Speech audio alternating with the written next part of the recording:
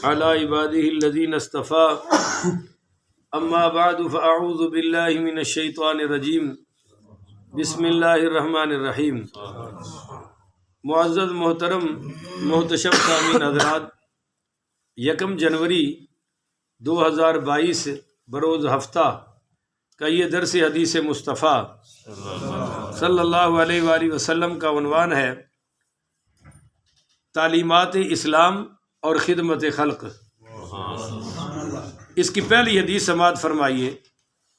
عن انس و عبد اللہ رضی اللہ تعالی عنہما قال قال رسول اللہ صلی اللہ علیہ وسلم الخلق عیال اللہ فاحب الخلق الی اللہ من احسن الی عیالہ۔ حضرت انس اور حضرت عبداللہ رضی اللہ تعالیٰ عنہما سے روایت ہے کہ رحمت عالم صلی اللہ علیہ وآلہ وسلم نے ارشاد فرمایا کہ ساری مخلوق اللہ کے کنبے کی طرح ہے۔ اللہ کے ویسے اللہ خاندان سے پاک ہے، پر اللہ کو پیار مخلوق سے ایسے ہے جیسے سربراہ کو اپنے خاندان سے پیار ہوتا ہے۔ بس اللہ تعالیٰ کو اپنی ساری مخلوق میں سے زیادہ محبت اس شخص سے ہے جو اللہ تعالیٰ کے اس کنبے یعنی مخلوق کے ساتھ اچھا سلوک کرتا ہے۔ ہر چیز کا کمال نا اس کے اوصاف کے اعتبار سے ہوتا ہے۔ پتھر کا کمال یہ ہے کہ وہ سخت ہو، بولیے پتھر کا کمال کیا ہے کہ وہ، لیکن ریشم کا کمال یہ ہے کہ وہ نرم اور لطیف ہو۔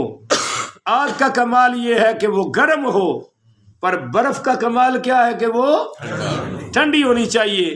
اس اصول کے مطابق ایک مسلمان کا کمال یہ ہے کہ وہ اللہ کی عبادت کرنے والا ہو، نمبر 2 حضور کی اطاعت کرنے والا ہو، نمبر 3 مخلوق کی خدمت کا جذبہ اپنے اندر رکھنے والا ہو۔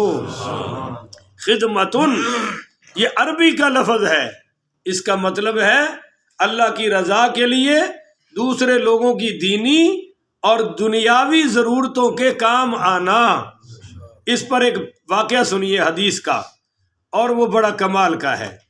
حضرت عبداللہ ابن عباس پڑھی رضی اللہ تعالی عنہ، یہ حضور کے چچا زاد بیٹے ہیں۔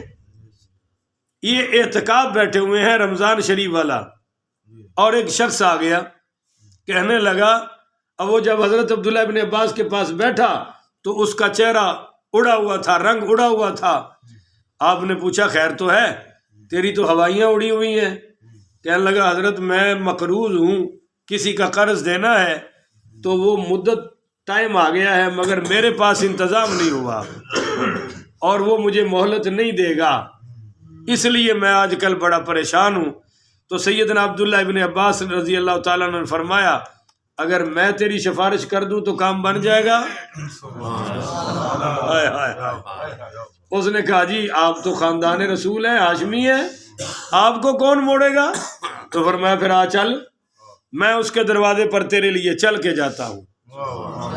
یہ کوئی جذبہ اندر پیدا ہو جائے نا، اکیلی نمازیں داڑھی پگڑی مولوی ہونا کام نہیں آئے گا۔ یہ بھی اسلام ہے۔ وہ نکل آئے مسجد سے باہر، اور وہ بھی بڑا ذہین آدمی تھا۔ جب وہ باہر نکل آئے نا تو اس نے کہا حضرت آپ تو اعتکاف میں تھے اور اعتکاف واجب ہے، آپ وہاں بیٹھے ہوئے تھے، اب آپ تو نکل آئے، اعتکاف ٹوٹ گیا۔ تو حضرت عبداللہ ابن عباس رضی اللہ تعالیٰ عنہ نے فرمایا کہ میرے بھائی ان کانوں سے میں نے حضور پاک علیہ الصلوۃ والسلام سے سنا ہے، فرمایا آپ صلی اللہ علیہ وسلم نے جو کسی ایک مسلمان کے کام آئے اللہ اس کو 7 سال کے اعتکاف سے بہتر ثواب عطا فرما دیتا ہے۔ اگر میں وہاں بیٹھا رہتا تو 1 سال کا اعتکاف تھا، یہ جو تیرا کام کرنے جا رہا ہوں اس میں اللہ مجھے 7 سال کے اعتکاف کا ثواب عطا فرمائے گا۔ بات سمجھ آ گئی ہے؟ یہ ہے خدمت خلق۔ اللہ فرما رہا ہے کہ وَفْعَلُوا الْخَيْرَ، تم خیر کے کام کیا کرو، لعلکم تفلحون، تاکہ اللہ تمہیں دونوں جہانوں کی کامیابی عطا فرمائے۔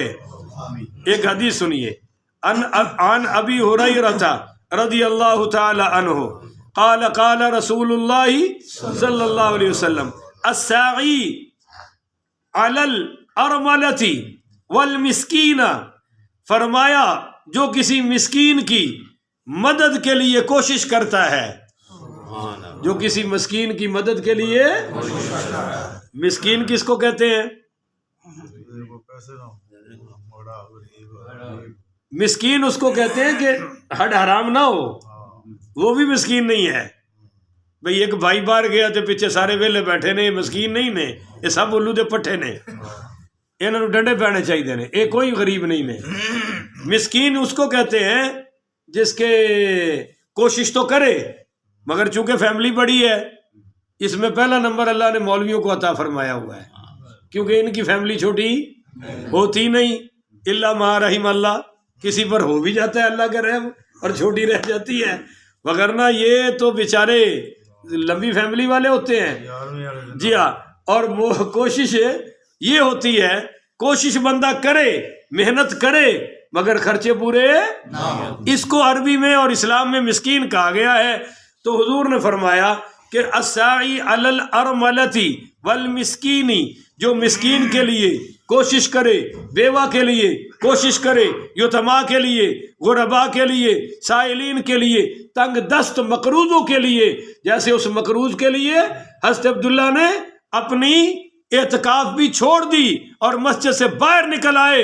اب سنیے، کسائی فی سبیل اللہ، اس کوشش والے کو اللہ میدان جہاد میں مجاہد کے جہاد کے برابر ثواب عطا فرماتا ہے۔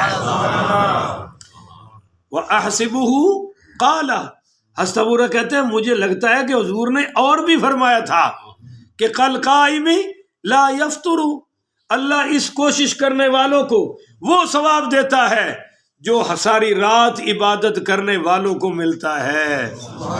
وَكَالصَّائِمِ لَا يُفْطِرُ، اور اللہ اس کو وہ ثواب عطا کرتا ہے جو بلا ناغہ روزانہ روزے دار کو ثواب ملتا ہے۔ یہ ہے خدمت خلق کی اہمیت۔ اللہ ہمیں یہ کام کرنے کی توفیق عطا فرمائے۔ اب جب نبی کریم پڑھیے صلی اللہ علیہ وسلم معراج سے واپسی تشریف لائے تو چاہیے تو یہ تھا نا کہ بھئی بہت بڑے بڑے عملوں کی فضیلتیں بھی بیان ہوتی، پر حضور نے کمال عمل بیان کیا۔ فرمایا صحابہ، میں نے دیکھا کہ ایک زناکارہ عورت کو اللہ نے مغفرت کر کے جنت عطا فرمائی ہے، میں اس کو خود جنت میں دیکھ آیا ہوں۔ اور ایک روایت میں فرمایا میں نے بدکار مرد کی مغفرت کر کے اس کو اللہ نے جنت عطا فرما رکھی ہے۔ یعنی ایک روایت میں عورت کا ذکر ہے اور ایک میں بولا کرے نا ان باتوں میں، ایک میں عورت کا ہے ایک میں مرد کا ہے۔ بھائی نیکی کیا تھی، اب وہ نیکی بھی سن لو۔ فرمایا وہ عورت یا مرد گزر رہے تھے تو ایک کتے کا بچہ پیاس سے تڑپ رہا تھا۔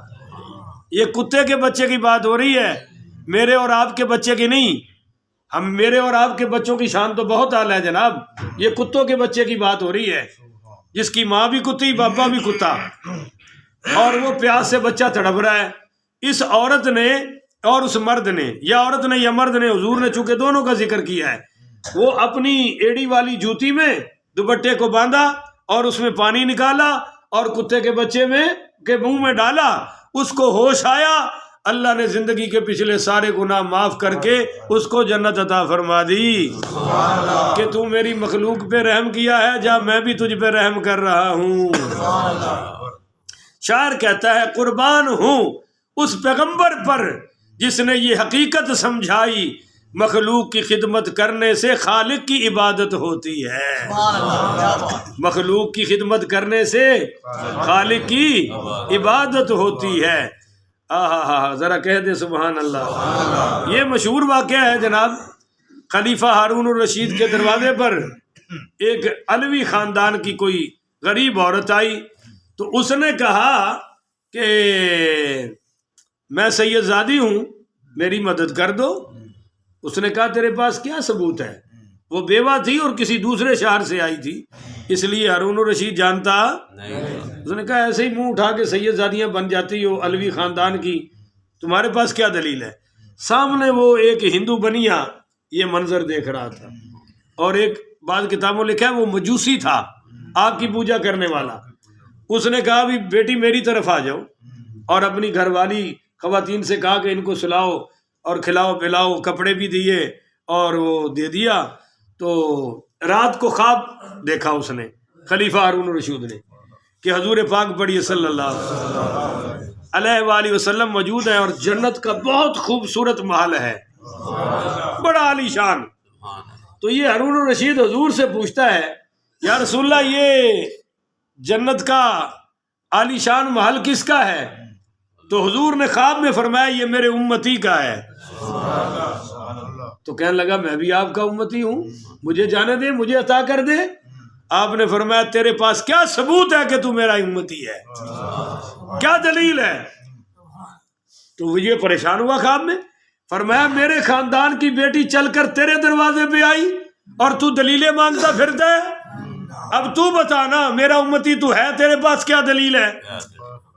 تو اس کی آنکھ کھلی اور یہ بھاگا رات کے وقت مجوسی کے دروازے، کہنے لگا وہ ہمارے مہمان آپ کے پاس ہیں، دے دو۔ اس نے کہا تیرے کب سے ہو گئے؟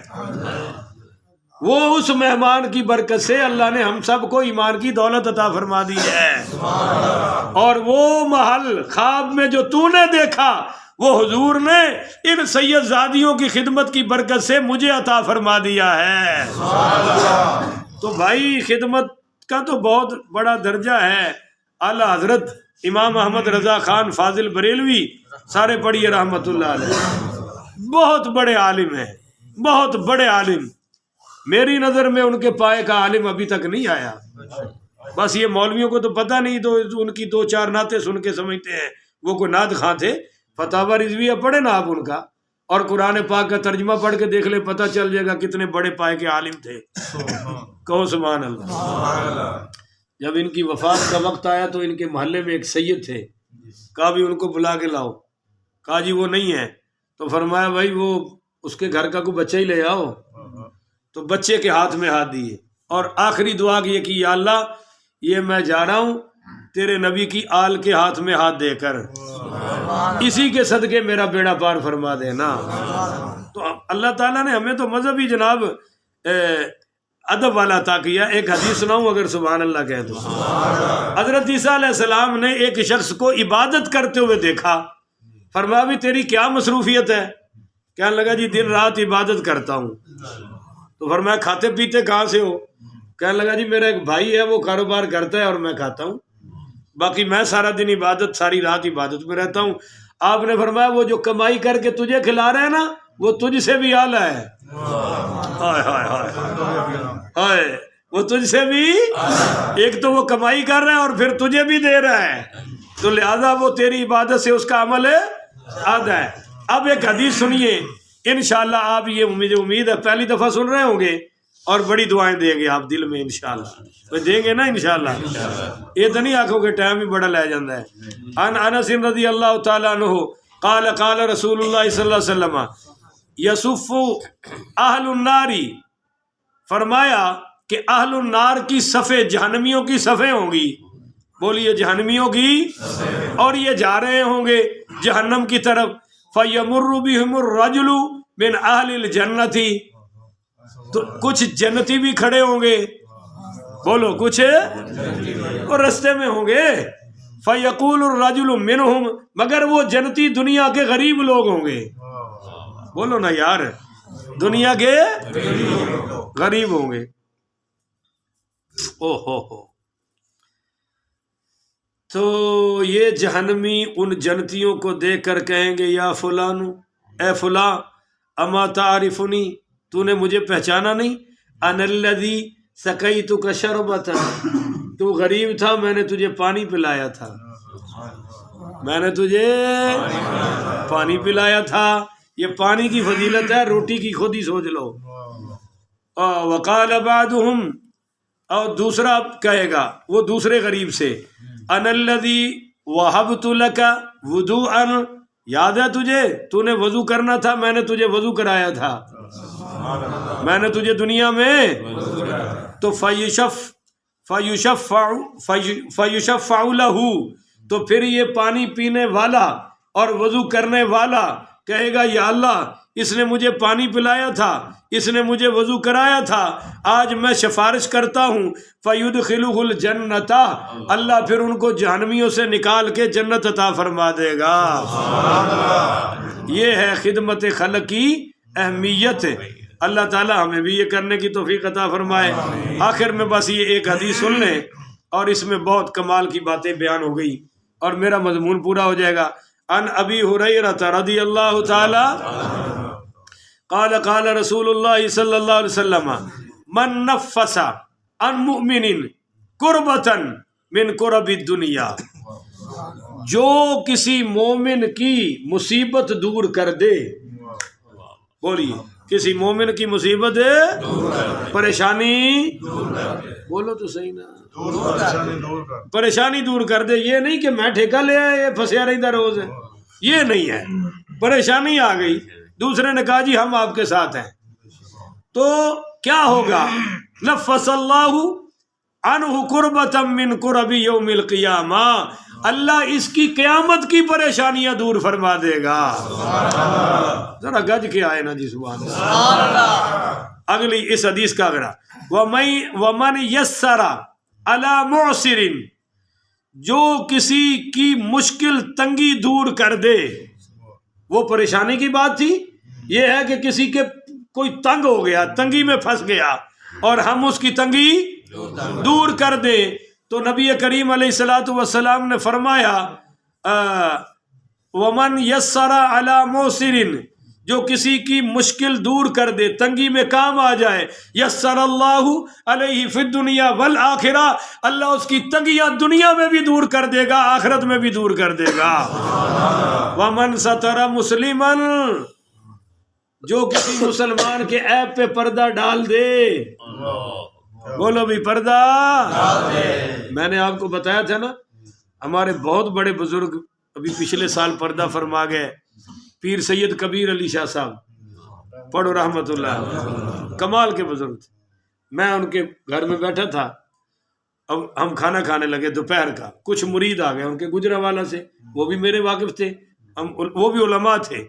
ان میں سے جو ایک مولوی تھا نا، وہ کہنے لگا حضرت وہ گجرانوالے میں نے فلاں مولوی نے آپ کے خلاف یہ بات کی ہے، فلاں نے یہ خلاف کی ہے. وہ دو تین بتائی نا، تو حضرت نے پھر کمال کا جواب دیا. کبھی یہ جواب آپ بھی ان کو دیں جو آپ تک لوگوں کے عیب پہنچاتے ہیں نا، مزہ آ جائے گا. شاہ جی نے فرمایا میں پنجابی دسنا کیونکہ انہیں پنجابی چ گل کی تھی. پیر صاحب فرمان لگے انہیں مینو جتیاں ماریاں نے گجرالے چ بہ کے، تو اتوں چک کے لیا کے میرے گھر پہ مارنا ہے. نہیں سمجھے؟ فرمایا انہیں اوتھے جو میرے نہ کیتا ہے گجرالے بہ کے کیتا ہے، تے تو اتوں سارا گند چک کے لیا کے میرے گھر وچ میرے منہ تے پیا پانا ہے. خبردار کوئی اللہ رسول دی گل کر جے کرنی ہے تے یہو جی فضول گلاں کرن دی ضرورت ہے.